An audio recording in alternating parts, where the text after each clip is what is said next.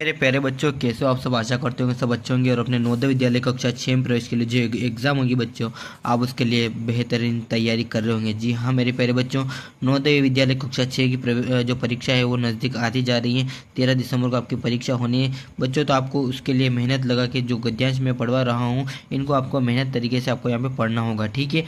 इस प्रकार गद्यांश आ सकते हैं। 20 प्रश्न आएंगे। 20 प्रश्न में आपके 25 नंबर के बच्चों गद्यांश रहेंगे। वो कहते हैं ना कि लहरों से डकर नौकर पार नहीं होती और कोशिश करने वालों की कभी हार नहीं होती बच्चों। उसी तरह से इस गद्यांश को पढ़ लेना है। और अपना जो क्वेश्चन होंगे बच्चों देख सकते हैं, ये इस प्रकार से क्वेश्चन आएंगे। 5 क्वेश्चन रहेंगे एक एक गद्यांश में बच्चों। तो ध्यान लगा के पढ़ना, क्योंकि जो आंसर है वो गद्यांश से ही लिखना है। मैंने आपको 75 नंबर वाला फंडा वो बता दिया है, तो वो भी जाके वीडियो देख लेना, ठीक है। पिछले 7 साल में जिस हादसे से होकर गुजरा था, उसका स्मरण आज भी मन में सिहरन पैदा करता है। वह क्षण मौत से सीधे साक्षात्कार का क्षण था। मुझे याद नहीं पड़ता था कि बचपन में कभी घोड़े पर सवार हुआ था, लेकिन भाई लोगों ने मेरी हालत देखकर घोड़े पर चढ़ने पर मजबूर कर दिया। करीब 12,500 फीट की ऊंचाई थी।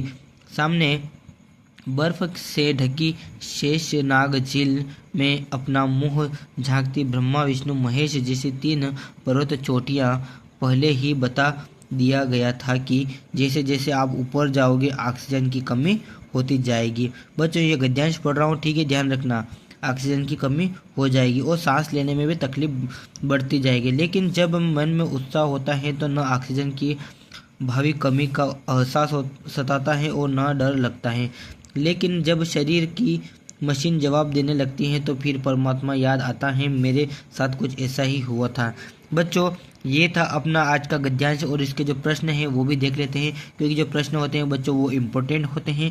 कहते हैं ना कि लहरों से डकर नौका पार नहीं होती और कोशिश करने वाले की कभी हार नहीं होती बच्चों। इसी सिलसिले में अपना प्रश्न पढ़ लेते हैं। पहला प्रश्न है, किस चीज़ का स्मरण लेखक ने मन में आज ही सिहरन पैदा करता है बच्चों। किसको? तो पिछले साल में होने वाला हादसा है ना, पिछले साल में होने वाला हादसा और दूसरे दुर्घटनाओं की खबर, यात्रा के समय अनेक व्यक्तियों की मृत्यु, या इनमें से कोई नहीं।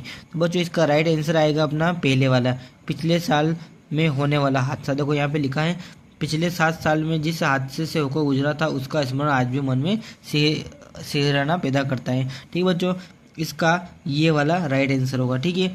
लेखक कितनी ऊंचाई पर था बच्चों? वहाँ पे लिखा है ऊपर देखो कितने, 12,000 फीट, ठीक है।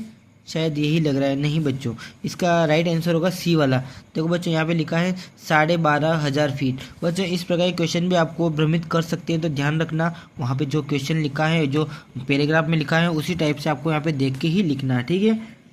चलिए तीसरा क्वेश्चन देख लेते हैं। जैसे जैसे ऊपर जाएंगे सांस लेने में तकलीफ बढ़ती जाएगी, क्यों? क्योंकि ऑक्सीजन की कमी के कारण। किसके कमी के कारण बच्चों?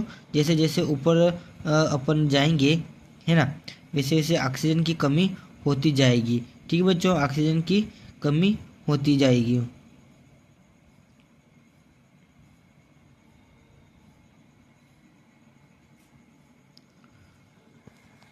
चलिए यहाँ तक हो गया था। अब चौथा वाला क्वेश्चन देख लेते हैं। जब शरीर की मशीन जवाब देने लगती है तब याद आता है परमात्मा, भगवान, ईश्वर।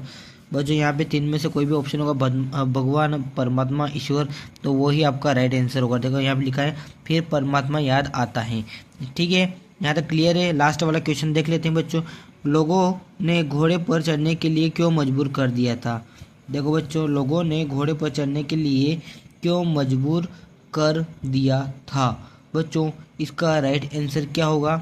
देखो बच्चों, इसका राइट आंसर होगा अपना ये, मेरी उत्सुकता देखकर, है ना, मेरे हालात देखकर, टांग में तकलीफ देखकर, या मेरी रुचि देखकर। बच्चों इसका जो अपन यहाँ पे देख लेते हैं ऊपर, तो यहाँ पे जो अपना जो आंसर बन रहा है वो कहाँ पे बन रहा है बच्चों, आप बताइए। देखो बच्चों यहाँ पे लिखा मेरी हालत देखकर घोड़े पर चढ़ने पर मजबूर कर दिया था।